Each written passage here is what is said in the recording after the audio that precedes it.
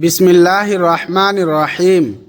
درود پاک نبی کریم حضرت محمد مصطفیٰ صلی اللہ علیہ وسلم سے محبت اور عقیدت کا ایک عظیم اظہار ہے، اور ہر مسلمان کے لیے یہ بہت فضیلت والی عبادت ہے۔ لیکن جس طرح ہر عبادت کے کچھ آداب ہوتے ہیں، اسی طرح درود پاک پڑھنے کے بھی کچھ آداب ہیں جن کا خیال رکھنا چاہیے۔ اس موضوع میں ایک بات ابتدا ہی میں سمجھ لینا ضروری ہے کہ ہر ایسی حالت کو جس میں درود پڑھنا مناسب نہ ہو، فوراً حرام یا گناہ کبیرہ قرار دینا درست نہیں، کیونکہ بعض مسائل میں فقہائے کرام کے درمیان تفصیل اور اختلاف موجود ہے۔ اس لیے ہمیں دین کی بات بیان کرتے ہوئے احتیاط، ادب اور مستند علم کا دامن پکڑنا چاہیے۔ پہلی اہم بات یہ ہے کہ بیت الخلاء یا ایسی جگہ جہاں نجاست اور گندگی موجود ہو، وہاں زبان سے اللہ تعالیٰ کا ذکر اور درود پاک پڑھنے سے احتراز کرنا چاہیے، کیونکہ یہ ذکر الہی اور نام مبارک کے ادب کے خلاف ہے۔ اگر کوئی شخص واش روم میں داخل ہو تو بہتر ہے کہ وہ زبان کو ذکر سے روک لے اور دل میں اللہ تعالیٰ کو یاد کرے، کیونکہ دل کا ذکر اپنی جگہ جائز ہے۔ اسی طرح اگر موبائل میں کوئی ایسی آواز لگی ہو جس میں درود یا قرآن کی تلاوت ہو اور وہ واش روم میں اچانک چل جائے تو اسے فوراً بند کر دینا چاہیے، تاکہ مقدس کلمات کی بے ادبی نہ ہو۔ یہاں یہ بات بھی یاد رکھیں کہ صفائی صرف جسم اور کپڑوں کی نہیں، بلکہ ذکر کی جگہ اور ماحول کے ادب کا بھی نام ہے۔ دوسری بات جنابت یا غسل واجب ہونے کی حالت سے متعلق ہے۔ اس مسئلے میں فقہا کی تفصیل موجود ہے، اور ہر قسم کے ذکر کا حکم ایک جیسا نہیں۔ اس لیے یہ کہنا درست نہیں کہ ایسی حالت میں درود پاک پڑھنا ہر صورت میں حرام ہے۔ البتہ انسان کے لیے بہتر اور زیادہ باادب طریقہ یہ ہے کہ وہ غسل کر کے پاکیزگی حاصل کرے اور پھر اطمینان کے ساتھ ذکر و درود کرے۔ اگر کسی خاص فقہی صورت کا مسئلہ درپیش ہو تو اپنے مسلک کے مستند عالم یا مفتی سے رہنمائی لینا چاہیے۔ تیسری اہم بات نیت سے تعلق رکھتی ہے۔ درود پاک اللہ تعالیٰ کی رضا اور نبی کریم صلی اللہ علیہ وسلم سے محبت کے اظہار کے لیے پڑھا جاتا ہے، اس لیے اسے صرف دنیاوی فائدے، دکھاوے یا لوگوں پر اپنی نیکی ظاہر کرنے کا ذریعہ نہیں بنانا چاہیے۔ اگر کوئی شخص لوگوں کو متاثر کرنے کے لیے عبادت کا مظاہرہ کرے، اپنی نیکی کی شہرت چاہے یا اس ذکر کو کسی دنیاوی مقصد کے حصول کے لیے بطور دکھاوا استعمال کرے، تو اسے اپنی نیت کا جائزہ لینا چاہیے، کیونکہ عبادت کی روح اخلاص ہے۔ مثال کے طور پر کوئی شخص کاروبار میں گاہک کو متوجہ کرنے کے لیے درود پڑھنے لگے اور اس کا اصل مقصد لوگوں پر اپنا دیندار ہونا ظاہر کرنا یا کسی طرح انہیں سودا خریدنے پر آمادہ کرنا ہو، تو یہ طریقہ درست نیت کے خلاف ہے۔ درود پاک کو کاروباری چال، تشہیر یا لوگوں کو متاثر کرنے کا ذریعہ نہیں بنانا چاہیے۔ اگر دکاندار اپنے معمول کے طور پر اخلاص کے ساتھ درود پڑھتا ہے اور اس کا مقصد عبادت ہے، تو صرف اس وجہ سے اسے منع نہیں کیا جا سکتا کہ وہ دکان پر بیٹھا ہے، لیکن نیکی کو تجارت کی چال بنانا بہرحال مناسب نہیں۔ اسی طرح اگر کسی شخص کو اپنی نیکی دکھانے کی عادت بن جائے تو اسے ریا سے بچنے کی فکر کرنی چاہیے، کیونکہ نبی کریم صلی اللہ علیہ وسلم نے اعمال میں نیت کی اہمیت واضح فرمائی ہے۔ چوتھی بات جمعہ کے خطبے کے وقت کی ہے۔ جب امام صاحب خطبہ دے رہے ہوں تو مسلمانوں کو خاموشی سے خطبہ سننے اور اس کے آداب کا خیال رکھنے کا حکم دیا گیا ہے۔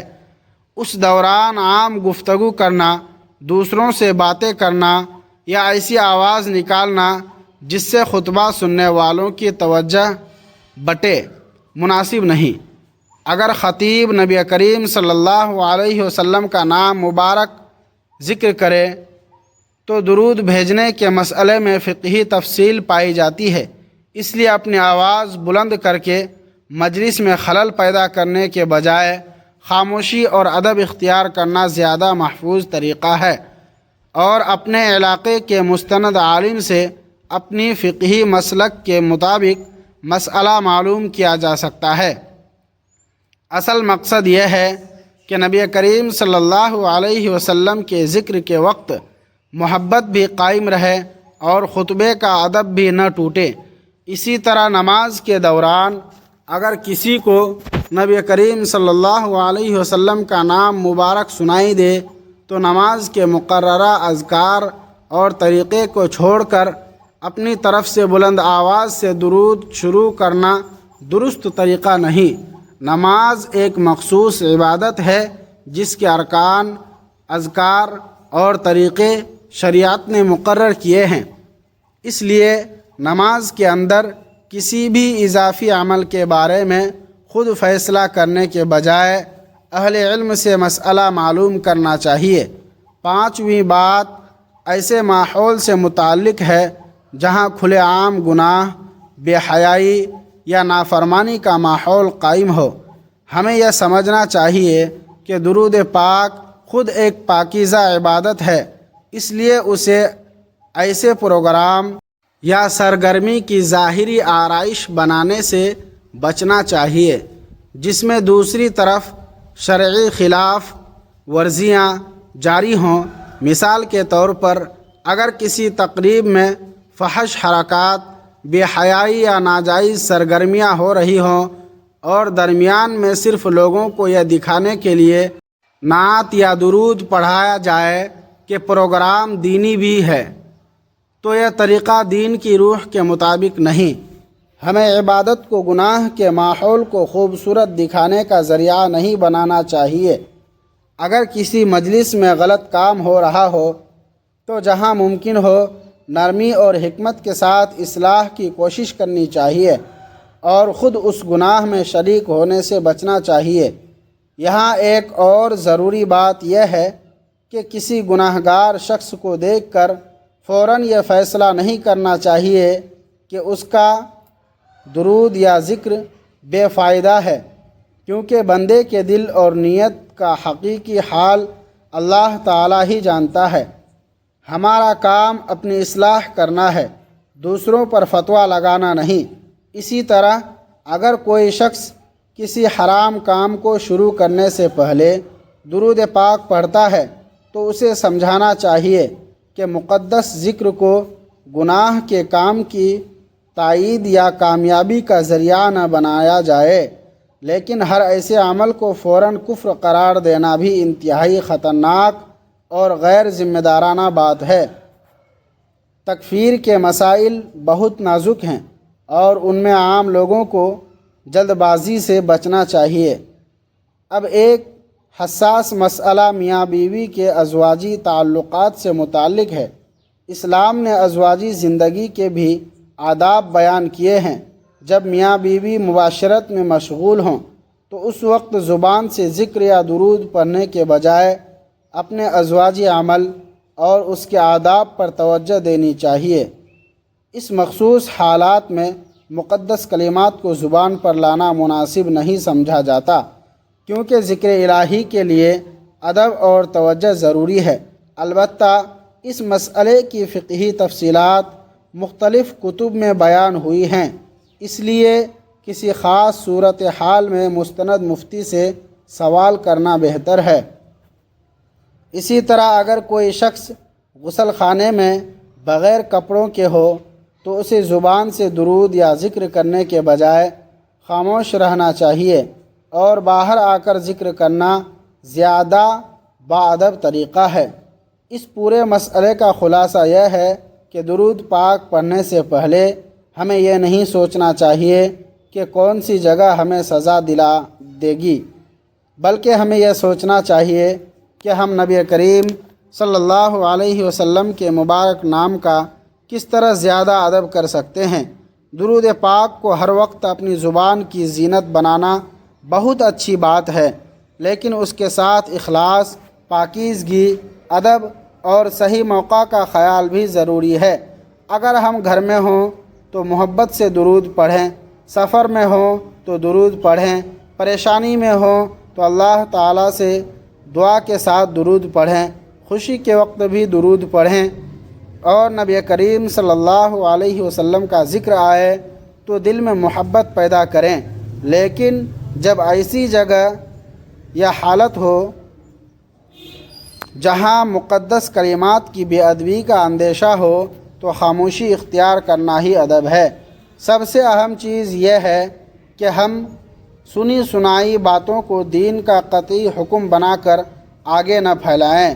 خاص طور پر درود پاک جیسے مقدس عمل کے بارے میں یہ کہنا کہ فلاں حالت میں پڑھنے سے نیکی تباہ ہو جاتی ہے یا لازماً عذاب آتا ہے، اس کے لیے واضح اور معتبر شرعی دلیل ضروری ہے۔ ہمیں اپنی ویڈیوز اور گفتگو میں خوف پھیلانے کے بجائے صحیح علم، ادب اور اصلاح کی بات کرنی چاہیے۔ اگر کسی مسئلے میں علماء کا اختلاف ہو تو اسے اختلاف کے ساتھ بیان کرنا چاہیے اور اپنے ناظرین کو مستند عالم سے رجوع کرنے کی ترغیب دینی چاہیے۔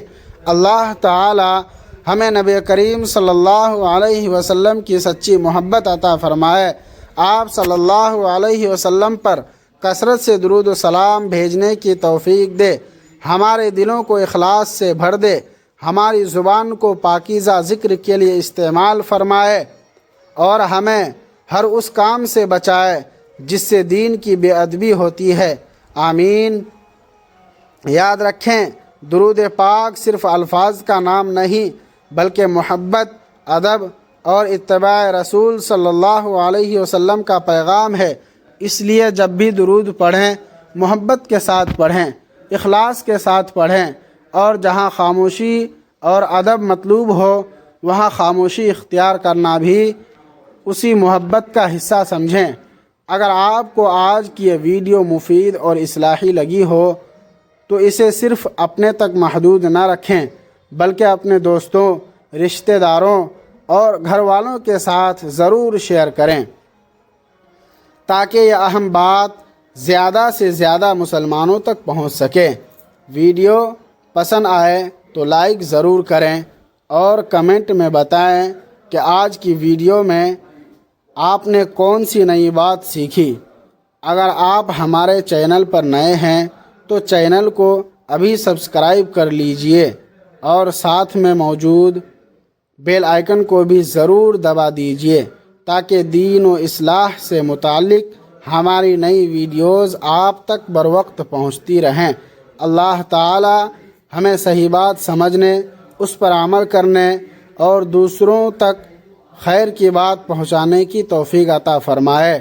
آمین۔